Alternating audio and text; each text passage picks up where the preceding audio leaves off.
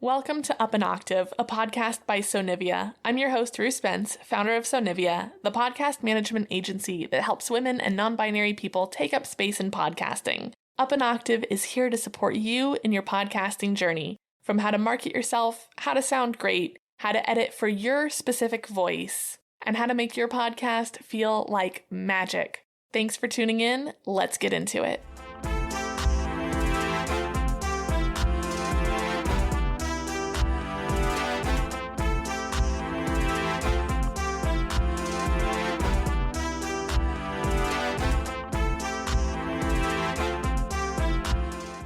Welcome back to Up an Octave. Today I am talking about how to keep your voice sounding great and recording ready. As you can hear and have heard over these last few episodes, mine is not doing so hot right now. I'm actually recovering from, laryngitis, and I, for a couple days, actually completely lost my voice. I could not speak literally at all. That was honestly kind of scary. And so I wanted to talk about, especially as we're in the winter, how to keep your voice in good shape. Obviously, if you get sick, sometimes there's just no way out but through. This was my case, right? So last week I started not feeling so hot, and then a few days later I woke up and just could not speak at all. And I'm definitely still getting over things. I can still feel like the gunk on my vocal cords, which is so cute, so fun, loving all of that for me. But the things that I do when I'm in an acute situation with my voice are a little bit different from what I do just in general to protect my voice. So today I want to share some of my top tips for keeping your voice recording ready and how to manage when you just have to record when it's not so great. As I've mentioned, we are gearing up for the holidays and a cross-country move. So despite being a batcher through and through, I was at the end of my batch and I had planned to take all of Thanksgiving weekend, and I was just going to go hard and record a whole bunch of episodes to get us batched up through the end of our move period. And like I said, I totally lost my voice. I wasn't able to make use of any of that downtime. I actually had to reschedule an interview because I had literally no voice. So sometimes your best laid plans do fall by the wayside. So I want to give you the tips to help you kind of bounce back from that and not let it totally tear the flow of your show down. All right, so the biggest thing that you can do for your voice is just to stay hydrated. Drink as much water as possible. You think you're not thirsty, drink a little bit more. This is especially important as we go into these dry winter months. If you feel like you are having to put more lotion on your hands, then you need to put more lotion on the inside of your body, which we do with water. So especially when you're noticing things are feeling a little bit more dry in the air, your nose feels a little bit more dry, drink so freaking much water. Water is absolutely the key to a great recording session. You can hydrate with other liquids, but I totally stand by having your emotional support water bottle and just chugging throughout the day, because a well-lubricated and well-hydrated voice is a good sounding one. I honestly think that being so hydrated is part of how I got my voice back so quickly, because when you entirely lose your voice, it can take like a full week for it to return. And luckily for me, it was only about 2 days. Currently, the way that you're hearing my voice right now, which is definitely still not great, and I'm feeling a little self-conscious about it, is about 4 days after I had entirely lost it. Now, the next one is super important, but not something that is always the most practical, and this is to avoid vocal strain. When we think of vocal strain, we typically think of like screaming at a concert or shouting to make conversation in a loud bar. But something that we don't often think about is that whispering is actually very straining to your voice as well. If you are feeling like your voice is a little froggy, trying not to whisper is crucial. If you can just kind of speak low and a little more soft, that is actually going to be less straining to your voice than whispering. Now, when you lose your voice entirely, you may only be able to whisper, that's where I was. I could not actually get the vibration of my vocal folds because of how gross and swollen and nasty they were, which not ideal to do that. But because I have a toddler, there was a lot of, oh, I'm sorry, we can't do that right now. And I couldn't use my normal speaking voice. So there was a lot more whispering than I would have preferred. This is why you practice as many of these options as you can so that you have a little wiggle room when you're not able to actually do the best on one of them. Now, most ideal is just to rest your voice. This is when you tap into your inner Mariah Carey and you just go on vocal rest. If you can not speak at all, that is going to recover your voice so much. And this is what I tried to do when I'd completely lost my voice. I didn't even try. I luckily know a little bit of sign language and have taught Olivia some sign language. So I was like, cool, you need milk? Got you. Cool, you want more? Got you. Cool, you're all done? Got you. And I was like pantomiming to my husband Darnell because he doesn't know sign language. He knows like the few signs that we do with the baby. But I actually, when I worked in disabilities, became semi-fluent in sign language. So I was able to kind of just revert back to that with a little bit of charades. And I had my diva moment of totally resting my voice. But if you are in a place where you're starting to sound hoarse, like even honestly right now in a perfect world, I would still be practicing vocal rest. And after I get done batching content today, because I am on a holiday moving time crunch, so I do still have to batch. There are just going to be times when you have to push through. If you have a job where you have to talk, you're going to just have to push through. But then taking that time for self-care and having good vocal hygiene is self-care. To do what you can when you can is crucial. So after this, I'm going to take me a nice little vocal rest and maybe a nap. Because in addition to vocal rest, just rest in general is so helpful for getting your voice back. The more sleep, the more your body can heal itself, the more that it can get any kind of gunk out. That is majorly helpful. Another thing this time of year that is not super great for your voice is clearing your throat. That's actually really abrupt and makes a lot of friction on your vocal cords. So if you can try to avoid clearing your throat as much as possible, that is really just the best way around. I know sometimes, especially if you're sick, like I have been, it's hard because you can like feel the crap on your vocal cords. And so you're like, I really want to clear my throat. But if you can avoid it, that is helpful. The foods that you eat are also really critical for vocal hygiene. So dairy is a huge, huge, huge enemy, I guess you could say, of a recording ready voice. It coats your throat in a way that just makes it sound kind of globby. There's a lot of really gross words happening on this episode. Sorry about that. It just kind of makes your voice sound, globby. That's really the best word that I can come up with. And then if you are sensitive to dairy, it can especially make you hoarse. So opting for non-dairy options or dairy alternatives, this is when oat milk really can shine for you because those really coating proteins that are in dairy are really tough on your voice. Your diet in general actually has a lot to do with how you sound.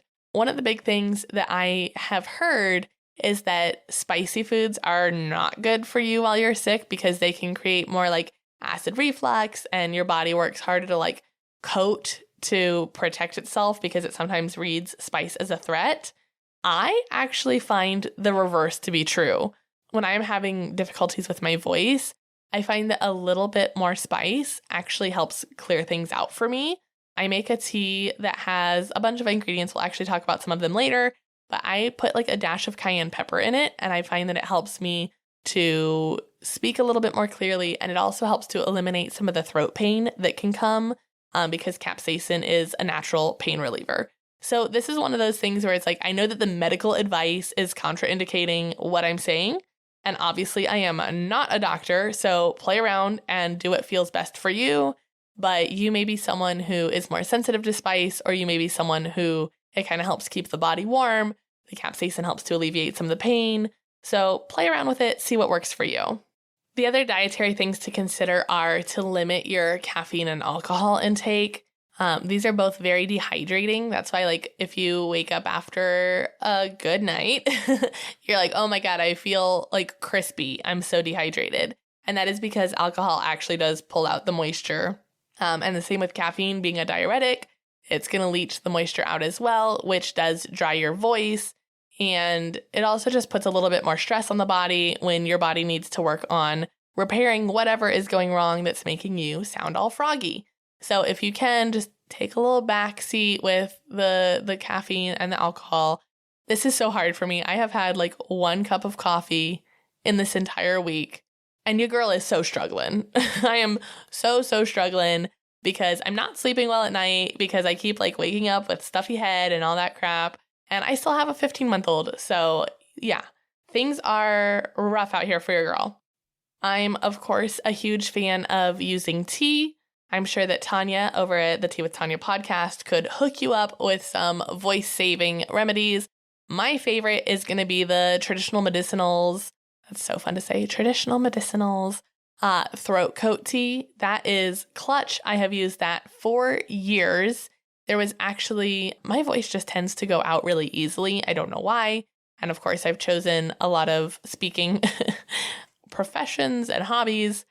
So one year I was the MC for the improv show at my college, and I literally did not have a voice all day. And I just went on full vocal rest, like to the point that I was holding up note cards. Like, your girl was not about to speak. And I was just chugging this throat coat tea. It's made with slippery elm, which has long been used by singers and performers to get themselves ready to speak or sing when they have to.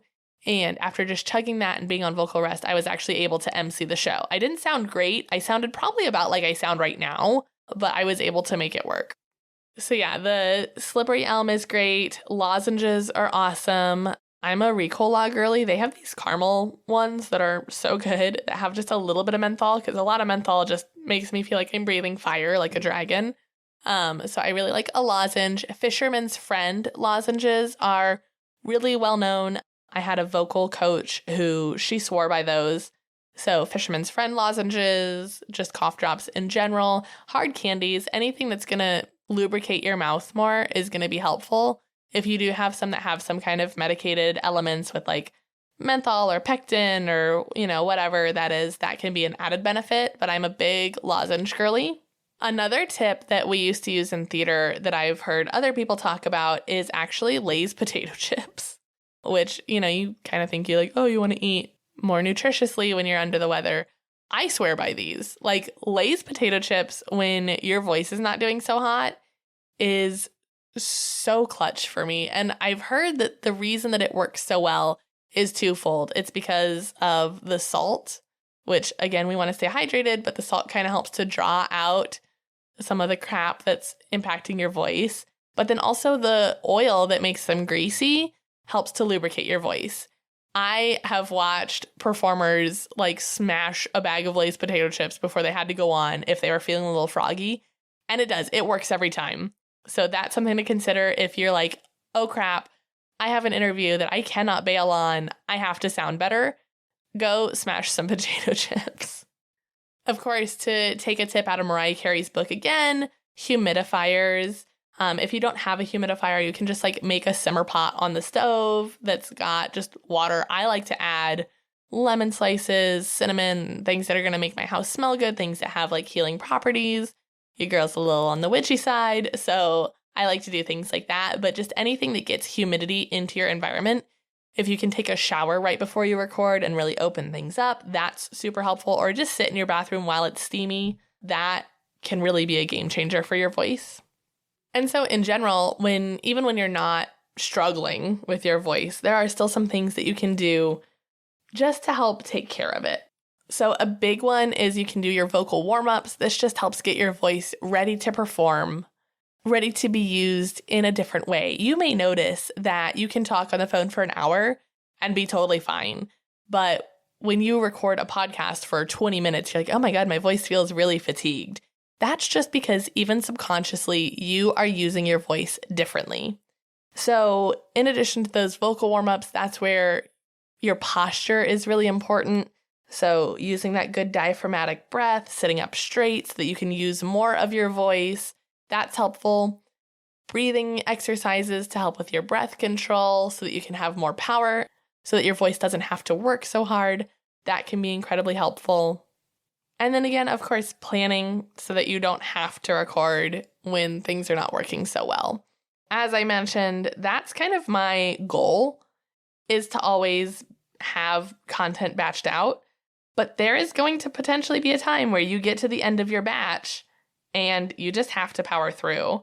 That's where I was in this situation, and it's frustrating because you're like, I don't want to have to record sounding like this, but I still prefer to do your best. I think that hopefully your listeners have empathy, and if you come to the table not sounding your best one day, they're not going to be like, oh my God, this person sounds like trash today. They're just going to be like, oh wow, it sounds like maybe they weren't feeling so hot. I would rather see you show up, do your best, have it not be the absolute best episode that you've ever put out, but still put your effort forth, rather than just ghost for a couple weeks. Oh, I'm just sliding in to tell you about my 12-week content planner for podcasts. If you are starting to think about the holiday season and what that's going to look like for your podcast, you're not going to want to miss out on this free resource that I have created to help you holiday-proof your podcast. In general, I recommend having at least 12 weeks of content planned, if not recorded, at all times. This helps you dodge podfade and keep your message resonating loud and clear while saving you stress and headaches and last-minute panic. To download this free resource, check for the link in my show notes. All right, back to the good stuff. All right, so today's question comes from Sam, who did not provide a show for me to shout out, but Sam asks, what is the ideal length for an episode? So there are a couple schools of thought with this. And the first one that I will say is your episode should be as long as it needs to be. As you've noticed, my episodes recently have been a little bit shorter, and that is because with this last batch, with my voice being under the weather, I have been trying to be as efficient as possible. I know that it's the holiday season, so I know you're also busy, and I also know that I want to get back to my vocal rest. So I'm trying to be mindful of the time that you are still spending with me, even though I know you've got a lot going on with the holidays, and I'm also trying to be mindful of what my body is capable of right now. So that is my first answer, is just do what feels right. If you end up needing an hour to talk about a thing, then your episode needs to be an hour long. If you know that you want to have a set length for all of your episodes are going to run about that length, that should be dictated by what feels good and manageable for you. We do find some data, though, that suggests that episodes that are either 25 or 50 minutes long are the most successful, and that boils down to because that is the average length of most commutes. So most people are spending 25 minutes one way. So they're either listening to your whole episode, or if your episode is in that 50-minute category, they're listening to half of it on the way to work and then half of it on the way home. So I like to keep episodes within that window to keep people company on their drive or on their public transit commute without bogging them down too much. Another element with that, though, that you have to consider is your post-production time. So I find that even for me, after I have been at this for a good long while, that my post-production workflow is still about a 2-to-1 ratio for my raw file. So if I have a 30-minute long recording, on average, it's going to take me about an hour to get everything publication ready. So do consider that when you get started, that ratio can be skewed a lot higher. I know for me, when I got started, it was about a 4 or 5 to 1, which was crazy long. So if you know that you don't have that many hours to put in, consider how much you can pack a punch in a shorter amount of time. But the bottom line to me is that you should make the episode that feels right for your show. If you know that your listeners have 30 minutes, they want to spend that 30 minutes with you, that seems like a great sweet spot. But I have heard of shows that are as long as like 3 or 4 hours, which can be a little bit long. But if you have the audience who is asking for that and it's working well for you, I say go for it. The biggest thing is to play. If you kind of experiment and see, oh, wow, this episode that is this length is performing really well, that shows that that is what is really resonating with your listeners. I tend to think that fandom shows where you're talking about an interest, those can skew a little bit on the longer side, whereas funnel shows like mine, where you're trying to educate about a particular thing with a really strong call to action, I find that those work better when they are a little bit on the shorter side, because then you are honoring people's time a little bit more. So I hope that helps. I hope that you play with it a little bit and find out what works best for you. And if you are listening out there and have a question that you would like me to answer on the show, and hopefully shout out a show for you as well, I love when I get to do that, you can send me an email at rue.sonivia@gmail.com or just DM me a voice note on Instagram at Sonivia Studios. That's it for today. I will be back next week to talk about bouncing back from podfade. If you're thinking about resurrecting a show in the new year, this one is for you. In the meantime, please subscribe wherever you're listening right now and leave me a rating or a review, because just like your show, mine needs those to grow. Thank you so much for tuning in and spending some time with me. I wish you and your family a very happy holiday. Thanks so much for spending time with me and helping me take podcasting up an octave.